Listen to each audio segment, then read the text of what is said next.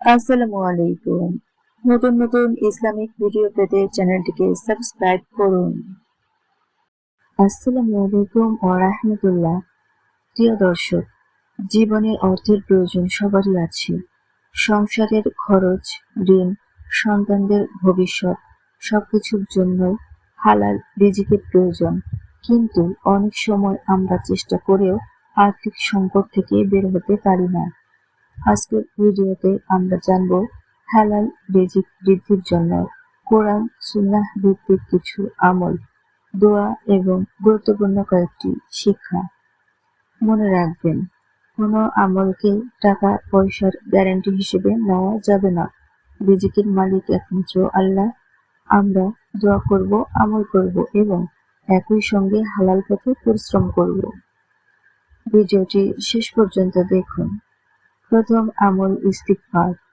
রিজিক বৃদ্ধির অন্যতম গুরুত্বপূর্ণ আমল হলো বেশি বেশি ইস্তিগফার করা।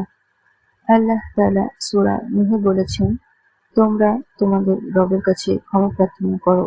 এরপর তিনি বৃষ্টি, সম্পদ ও সন্ততি বৃদ্ধির কথা উল্লেখ করেছেন।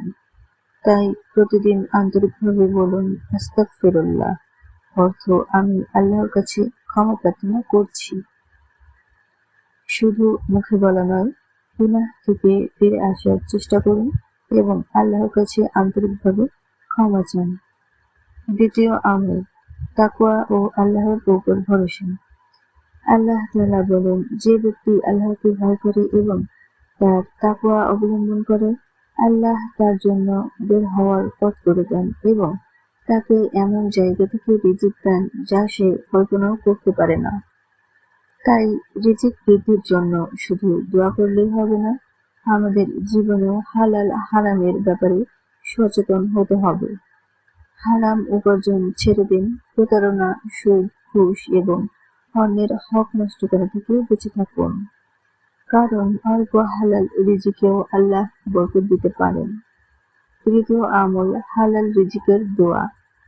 রাসূল সাল্লাল্লাহু আলাইহি ওয়াসাল্লামের একটি সুন্দর দোয়া হলো, আল্লাহুম্মা কফিনি বিহালালিকা আন হারামিকা ওয়া আগনিনি বিফাদলিকা আম্মান সিওয়াক।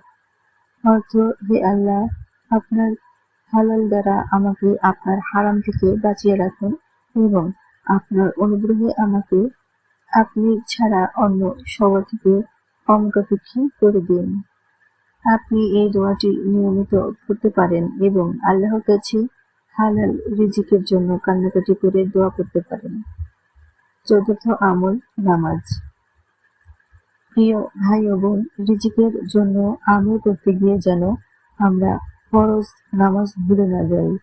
5 ওয়াক্ত নামাজ সময় মতো আদায় করুন। নামাজ শুধু রিজিকের মাধ্যম নয়, এটি আল্লাহর সঙ্গে আমাদের সম্পর্কের অন্যতম গুরুত্বপূর্ণ ইবাদত।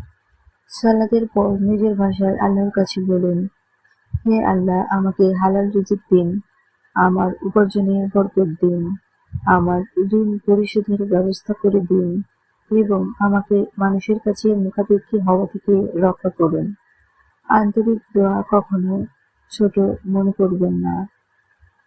পঞ্চম আমল সদকা। অনেকেই মনে করেন টাকা কম থাকলে দান করা সম্ভব নয়, কিন্তু সামর্থ্য অনুযায়ী অল্প হলেও সদকা করুন। একটি খাবার, এক গ্লাস পানি, একজন অসহায় মানুষকে সাহায্য করা, এসব নেক কাজ। আল্লাহর সন্তুষ্টির জন্য দান করুন। মনে রাখবেন, সদকা করার উদ্দেশ্য যেন শুধু বেশি টাকা পাওয়া না হয়, বরং আল্লাহর সন্তুষ্টি অর্জন করাই হোক। আল্লাহ আমাদের সম্পদে বরকত দান করুন। ষষ্ঠ আমল আত্মীয়তার সম্পর্ক বজায় রাখা। রাসূল সাল্লাল্লাহু আলাইহি ওয়াসাল্লাম বলেছেন, যে ব্যক্তি তার রিজিকে সুস্থ হওয়া এবং জীবনে বরকত লাভ করতে চায়, সে যেন আত্মীয়তার সম্পর্ক বজায় রাখে। তাই শুধু নিজের জন্য ব্যস্ত না হয়ে বাবা মা, ভাই বোন এবং আত্মীয়দের খোঁজ নিন। কারোর সঙ্গে সম্পর্ক নষ্ট হয়ে থাকলে সম্ভব হলে ক্ষমা করে দিন এবং সম্পর্ক ঠিক করার চেষ্টা করুন। প্রিয় দর্শক, একটি বিষয় বিশেষভাবে মনে রাখবেন, আমল, দোয়া, হালাল চেষ্টা, ইনশাআল্লাহ বরকতময় জীবন। শুধু বসে থেকে টাকা আসার অপেক্ষা করবেন না। আপনার যে দক্ষতা আছে তা কাজে লাগান, নতুন দক্ষতা শিখুন, হালাল ব্যবসা বা চাকরির চেষ্টা করুন, নিজের সময়কে মূল্য দিন, আর ফলাফল আল্লাহর উপর ছেড়ে দিন। কারণ কখন, কোথা থেকে এবং কতটুকু রিজিক আসবে তা আল্লাহ সবচেয়ে ভালো জানেন। প্রিয় ভাই ও বোন, অর্থ সম্পদ জীবনের প্রয়োজন হতে পারে, কিন্তু আমাদের আসল সফলতা হলো আল্লাহর সন্তুষ্টি অর্জন করা। তাই আজ থেকেই 5 ওয়াক্ত নামাজ, ইস্তিগফার, হালাল উপার্জনের চেষ্টা, সদকা এবং আল্লাহর উপর তাওয়াক্কুল এই বিষয়গুলো নিজের জীবনে বাস্তবায়ন করার চেষ্টা করুন।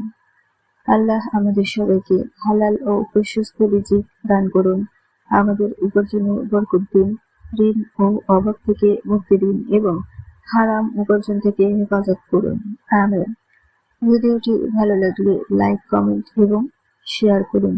ইসলামিক দোয়া, আমল ও গুরুত্বপূর্ণ বিষয়ের ভিডিও পেতে চ্যানেলটি সাবস্ক্রাইব করে পাশে থাকা বেল আইকনে ক্লিক করুন। আবার দেখা হবে নতুন কোনো ভিডিওতে। সেই পর্যন্ত সবাই ভালো থাকবেন। আল্লাহ হাফিজ। আসসালামু আলাইকুম ওয়া রাহমাতুল্লাহ।